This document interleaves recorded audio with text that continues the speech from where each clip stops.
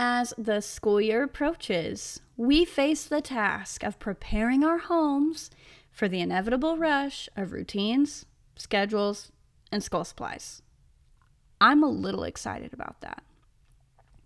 An organized home can greatly contribute to a smooth transition and alleviate unnecessary stress. Hey, after some much-deserved time off, it's time to welcome you back to the Peaceful Spaces podcast.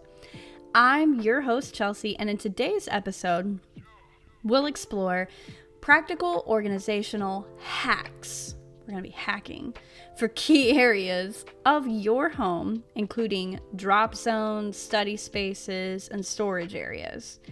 We're also going to take a quick look at some effective strategies to streamline your routines, master your schedules, and establish efficient systems that will help you stay organized throughout that back-to-school season. So, let's start with our physical homes. Drop zones, okay? Drop zones. The drop zone is the first stop when entering and leaving the house, making it a prime area for organization. Our front entryway serves as our main drop zone for the kids. Practically, this means we're wearing our shoes in the house until they get taken off at the front, but this works well for us. We have 2 baskets that I've honestly had for forever, but they're in great shape. And I have one for each of the kids. Their backpacks go in here, along with like any folders that they may bring home, books, whatever. Now, the baskets get dumped out and cleaned out every 6 weeks. They're required to give me their take-home folders and unpack their lunch kits every day when they get home. So those get taken care of separately. We keep this area super simple. The different hooks, wall pockets, you've seen them on Pinterest, those awesome looking command centers. Those were not sustainable for our family. And to be honest, I don't like seeing the paperwork on the wall. I just don't. I do not like organizing paperwork. I will just leave it there until I get annoyed enough looking at the disorganization. I just don't like it. So we ditched the command center. It wasn't sustainable for us. Just put your backpacks in the basket and make sure that they're out of the way. That's literally how simple that drop zone is for our family. You can make it complicated. I'm not complicated. Make it suit your family. There you go. Now, let's talk about study space optimization. You're probably thinking to yourself, Chels, I don't have space for a whole desk setup and all the cute organizations. Me either, sis, me either. Or bro, whatever. But we do have a homework cart in our dining room that has supplies for them to complete their homework. We've got flashcards for the math. We've got paper, pencils, color pencils, crayons, scissors, pens, all of it. And it all goes into this cart that I got from Amazon 2 years ago. It's available for the kids to use at the dining table or at the countertop. Practically, this works because I could be cleaning out lunch boxes, prepping for supper, while they're wrapping up their homework. And they have access to everything they need upstairs. And if we need to restock something, then we could just go to the basement, grab what we need, restock it in the homework cart. Let's talk about simple storage solutions while we're on that topic. For our family, we have the homework cart upstairs, and then we have cabinets downstairs. Those cabinets are stocked with art and school supplies for us to use throughout the whole year. And I love having this because it's helpful to not have to run to the store as often. I usually reevaluate our back storage at the beginning and middle of the year. So I do it this way so I'm not overwhelmed with shopping for back to school, which is coming up, and home supplies. So I can space these purchases out. Of course, like I have my own organizing system at home. The kids know where the supplies are, but they can't reach all of them for good reason. And the ones that they need to have access to, they can access very easily. Mealtime planning and organization. So, streamlining our meal times can be a game changer for us during the school year. And this is something that really never stops, to be honest. Without a plan, we tend to eat like junk, and then I feel like junk, and it just like leads to a cascade of junk. Like, to be honest, that's how we feel. Back on the episode Plans, Preps, and Progress, I talked about having an A, B, C week of meal plans. And this is so that way your family isn't totally bored by your meals, and you can have a ready stocked pantry for when it's lunch making time or supper making time. I'll be sharing more on the meal planning and organization in another episode in our back to school season series of how to help engage your kiddos in the meal prep process. And spoiler, you get to work on your heart beforehand. It's going to be great. We're going to work on our hearts. We're going to teach our kids how to meal prep. It's going to be great. So that was super quick. Okay. We did a whirlwind on our physical homes. Let's touch on streamlining our schedules. Okay. First, you're going to create a master schedule. Okay. This is the first step toward a well-organized back to school routine. Okay. Create your master schedule. You're going to gather all your important dates, school orientations, open houses, extracurricular activities, and you're going to create a centralized calendar. Even if you have like friendship group, life group, whatever you've got going on in your world, your activities, your husband's activities, whatever that looks like, you're going to put this on this master calendar, okay? And you're going to also make sure that your kids are keyed into this calendar, okay? This is going to help them develop a sense of ownership and responsibility. My daughter loves to know what's about to happen next. She loves having a to-do list and a calendar and this, that, and the other. And guess what? Me too. Me too. My husband and I have kept a Google Calendar since before we had children. And anytime we have an activity, boom, there it goes.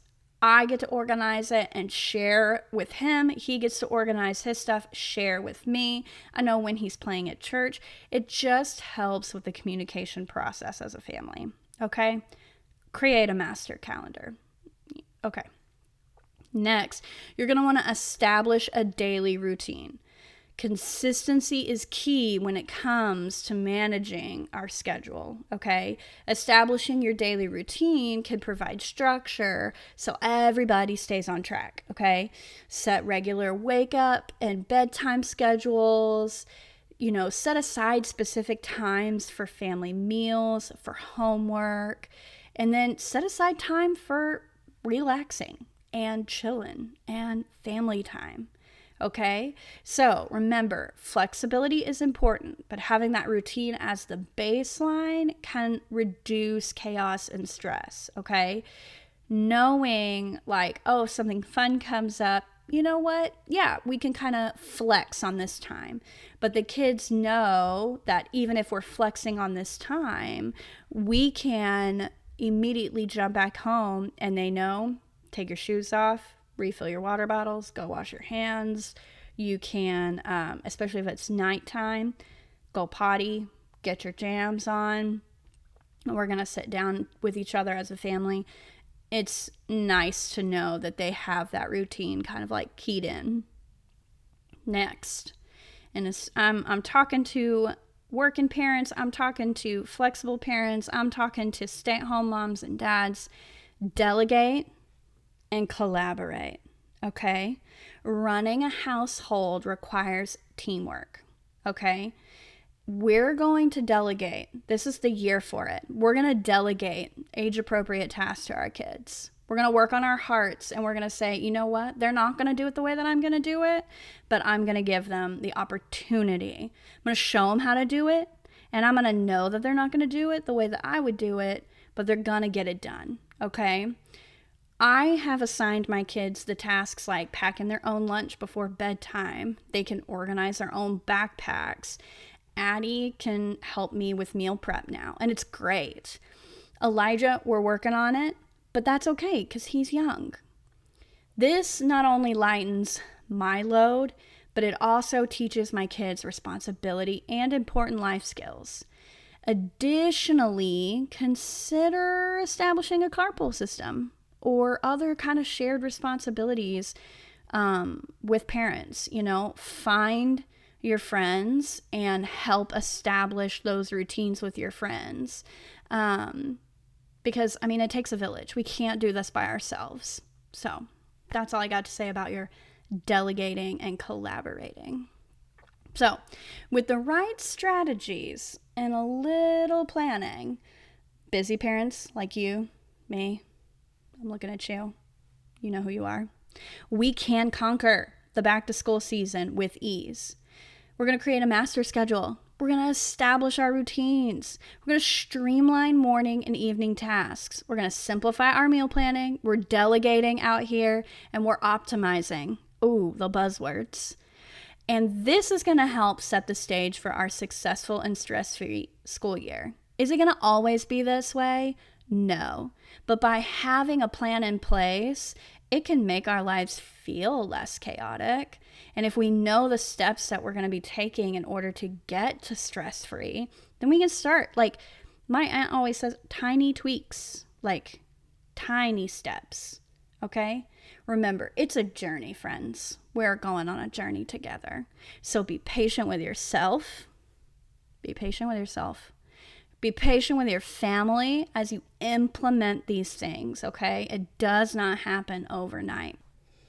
So, here's to a fantastic back to school season. Are you guys excited? I'm excited. I love school supply shopping. Speaking of, this is a series, and just so you know, I'll give you a little roadmap as to where we're going. Okay, friends? Here we go. We're gonna go on a journey here. I'm going to give you a little insight. This is unscripted, okay? So, we have this one, right? Next week, we're going to be diving into routines and rituals, okay? Like your family routines, your family rhythms, that kind of fun things. But we've got managing your family calendars. We've got organizing school paperwork. Who hates paperwork? Me. I do. I don't know what to do with my kids' schoolwork sometimes, Anyways, there you go. We're going to talk about healthy lunch ideas and meal prep tips. We're also going to be talking about creating homework-friendly environments. I'm going to deep dive into my homework cart, and I'm going to expose all of it. It's really simple. It's not that crazy. We're also going to be talking about school supply shopping guide, and I'm going to show you. We got a really great list from our school with like Amazon links, Target links. I was so happy to see all of that. But from there, I created a spreadsheet, and it's backpack year for us. I don't know if you guys do backpacks every year. If you do, awesome. If you don't, awesome. We don't. And so it's backpack. Gonna be doing backpacks this year. So anyways, just got our budgets in, got all that done yesterday, but we're gonna, look for the best deals, obviously.